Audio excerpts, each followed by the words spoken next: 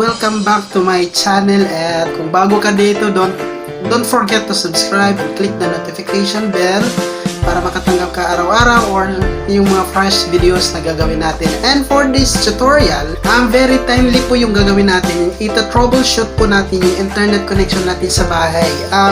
If you're experiencing problem with your internet connection, especially sa Globe users, ayusin po natin siya. Especially kasi yung partner kasi natin ngayon sa mga work at home natin na gawain is internet connection.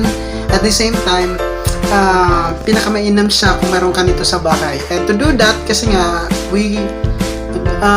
nagkakaproblema tayo sa ating connection, sa internet connection natin. So basically, tuturuan ko kayo kung paano mag-troubleshoot na hindi mo na kailangan pang tumawag ng kahit sino para ayusin yung connection nyo.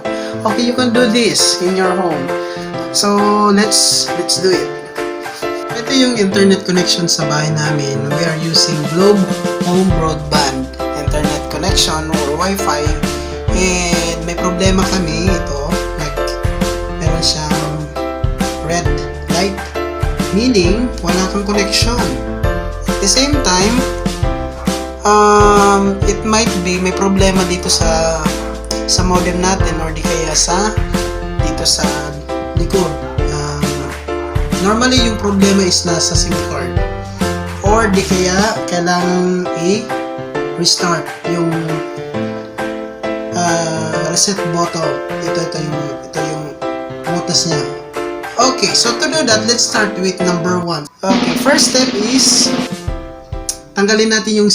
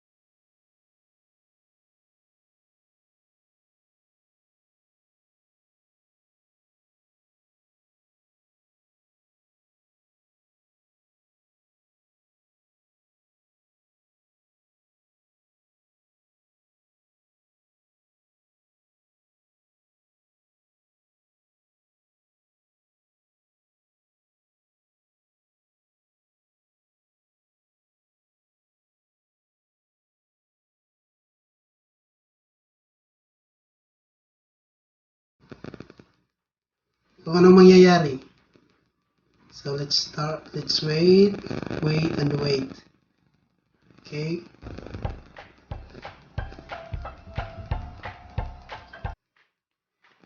Alright.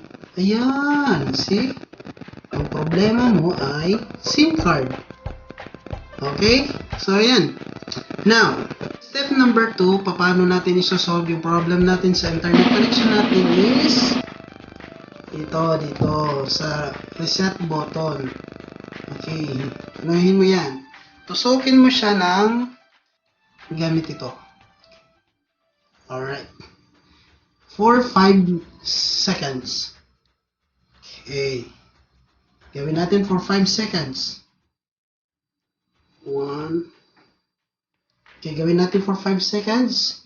And let's see what will happen to the red light. Ito yung red light. For 5 seconds.